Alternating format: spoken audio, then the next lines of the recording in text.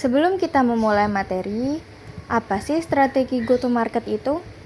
Strategi go-to-market adalah strategi kamu untuk masuk ke pasar, yaitu menggambarkan seluruh aktivitas yang dapat menghubungkan kamu dengan pelanggan dan prospek. Kemudian, langkah-langkah merumuskan strategi ini terdiri atas 4 tahap.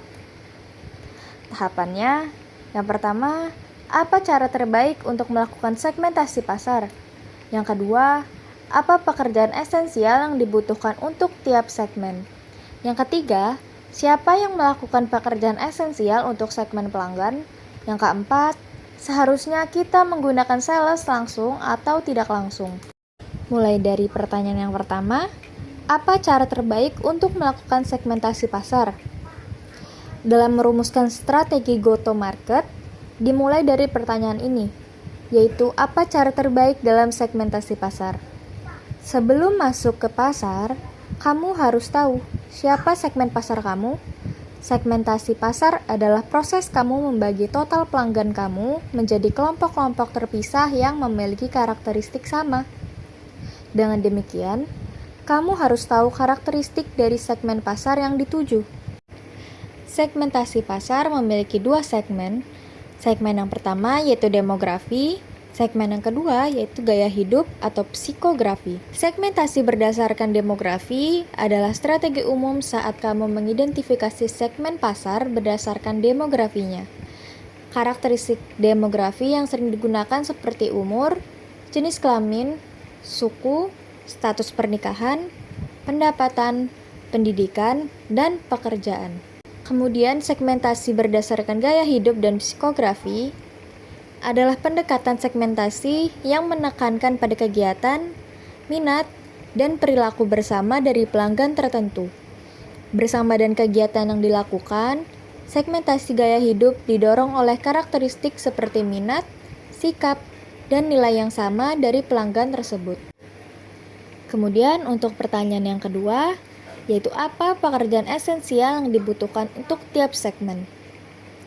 Untuk melayani segmen pelanggan dengan baik, kamu harus tahu apa yang dibutuhkan oleh mereka.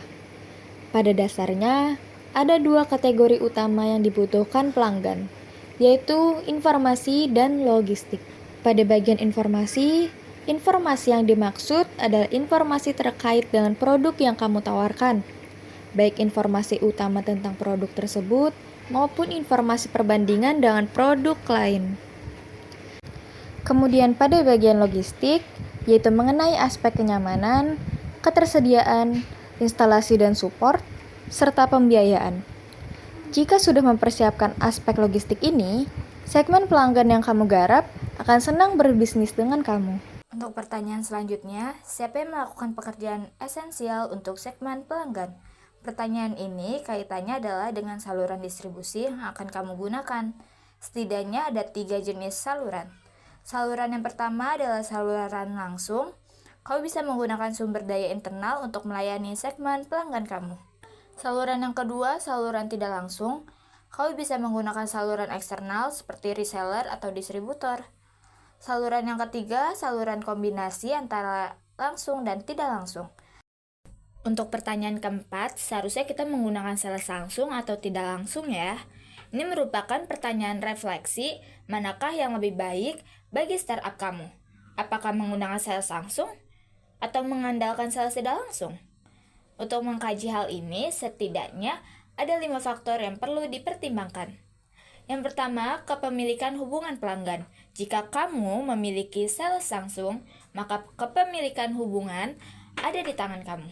Namun, jika kamu menggunakan sales tidak langsung, maka hubungan pelanggan menjadi milik pihak ketiga, reseller, ataupun distributor. Yang kedua, komplikasi produk. Jika produk kamu kompleks, membutuhkan penjelasan yang lebih kepada pelanggan, maka hal ini lebih baik menggunakan sales langsung. Yang ketiga, akses pengambilan keputusan. Jika pelanggan cenderung mengambil keputusan langsung saat bertemu, maka sales langsung lebih cocok untuk diterapkan. Yang keempat, kemampuan pengawasan. Untuk produk yang perlu pemantauan dan perawatan rutin, sales langsung kemungkinan pengawasan yang lebih baik. Pembelajaran. Sales langsung memberikan peluang lebih besar untuk belajar dari pelanggan dibanding sales tidak langsung dari pihak eksternal.